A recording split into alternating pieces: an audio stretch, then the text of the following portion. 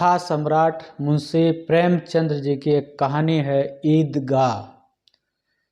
आप में से काफ़ी लोगों ने कहीं न कहीं पढ़ा होगा, काफ़ी लोगों ने नहीं भी पढ़ा होगा। इस कहानी पे हमें चर्चा करनी है उस खास छोटे से बालक हामिद के बारे में, जो संवेदनाओं से परिपूर्ण, मातृत्व को समर्पित,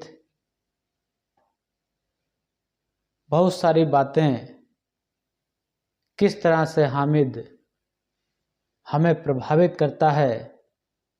क्या आज के बच्चे हामिद की तरह सोचते हैं?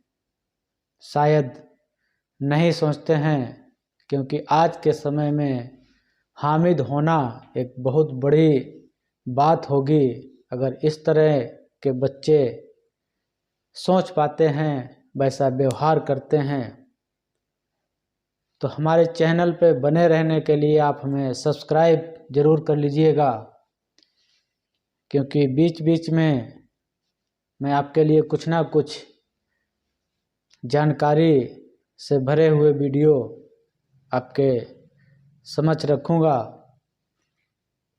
और ऐसे ही बातें जो आदमी के जीवन को बदलने के लिए ज़रूरी होती हैं, उन पे चर्चा,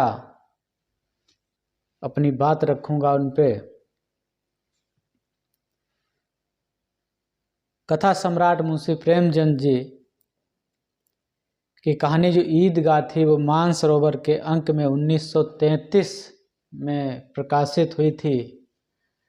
मुंशी प्रेमचंद जी धनपत राय के नाम से अपनी कहानियाँ लिखते थे और वो उर्दू भाषा में लिखते थे। हामिद एक ऐसे बच्चे की कहानी है जिसके पास सिर्फ रिश्तों के नाम पे एक दादी है। उसके पिता 1 साल पूर्व डेंगू के कारण गुजर गए। पिता के गुजर जाने की चिंता में उसकी माँ भी गुजर गई। दादी उसकी हामिद की परवरिश कर रही है। कहानी की शुरुआत रमज़ान महीने में जो 30वां रोज़ा होता है, वहाँ से शुरू होती है। 30वें रोज़े के दिन लोग सुबह नहा धोकर तैयार होकर ईदगाह में जाके आखिरी नमाज अदा करते हैं। उस नमाज के बाद वहाँ पे लोगों को आपस में मिलना, मिठाइयाँ खाना और खिलाना।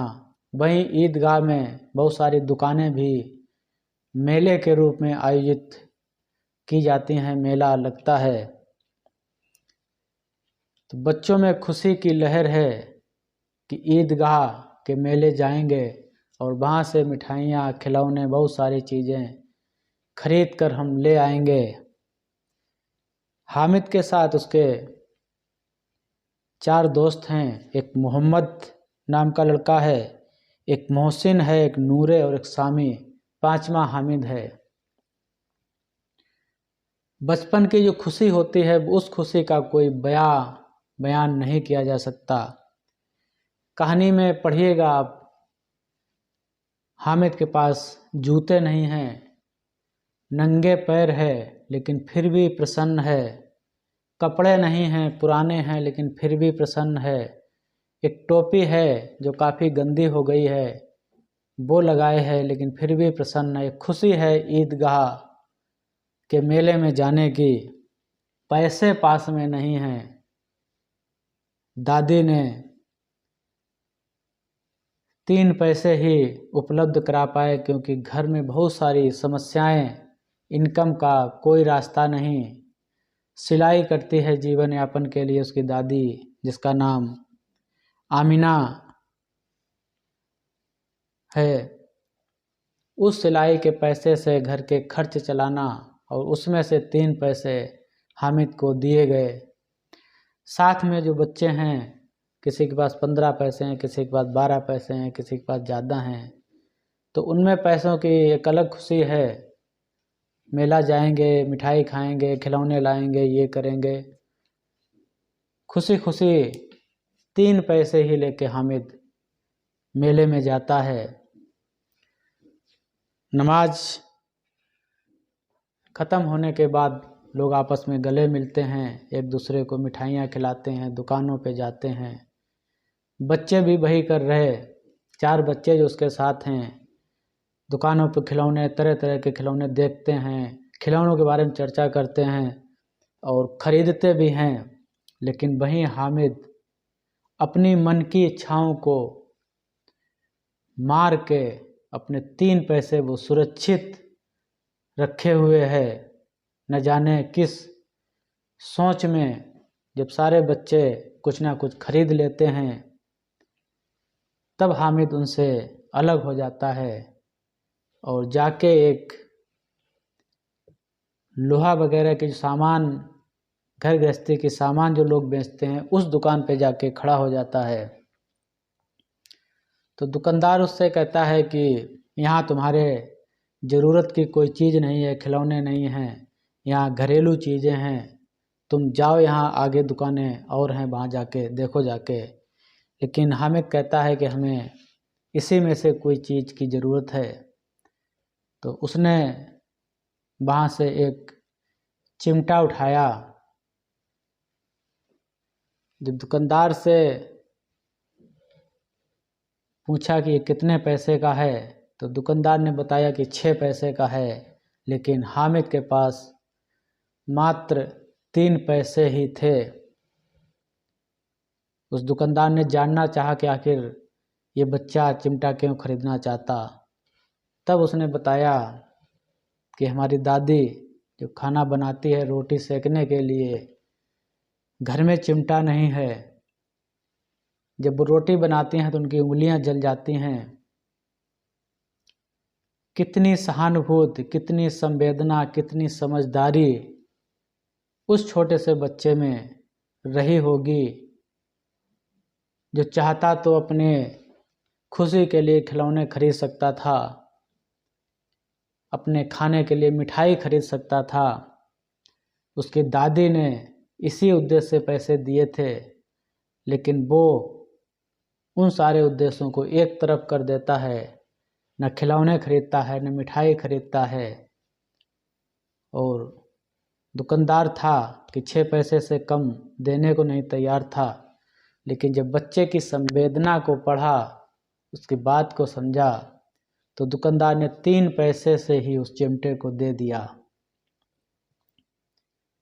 जब हामिद अपने दोस्तों के बीच चिमटा लेके पहुंचा तो दोस्त उस पर हंस रहे थे कि ये क्या खरीद लाया, क्या करेगा इस चिमटे का।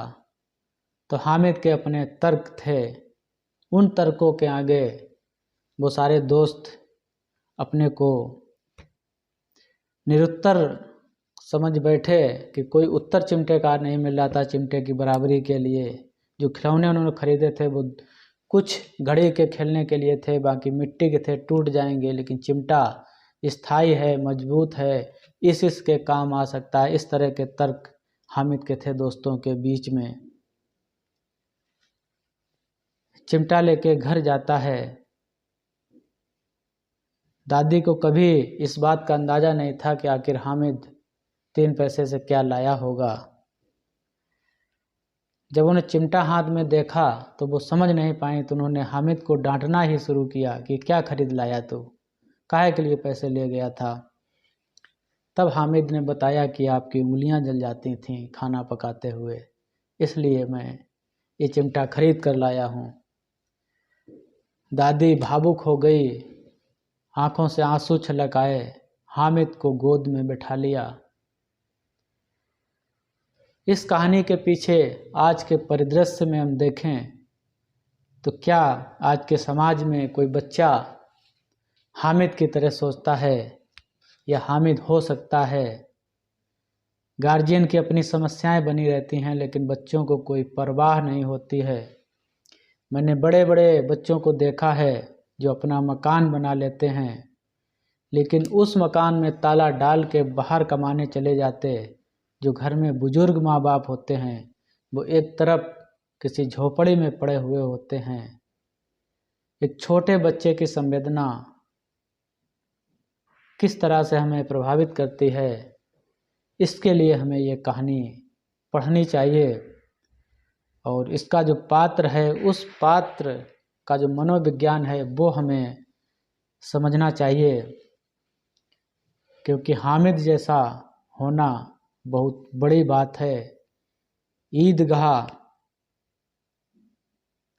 कहानी का जो मुख्य पात्र है, उसके इर्द गिर्द ये कहानी चलती रहती है। और आपकी क्या राय है इस कहानी पे? अगर आपने पढ़ा है तो बताइएगा, टिप्पणी में लिखिएगा। अगर नहीं पढ़ा है तो पढ़ने की कोशिश करिएगा, ढूंढ के पढ़िएगा किताबों में। अभी तक आपने अगर हमारा चैनल सब्सक्राइब नहीं किया है तो इसे सब्सक्राइब कर लीजिए, जिससे आप हमसे निरंतर जुड़े रहेंगे और इस तरह की बातें आपके बीच वीडियो के माध्यम से लाता रहूँगा।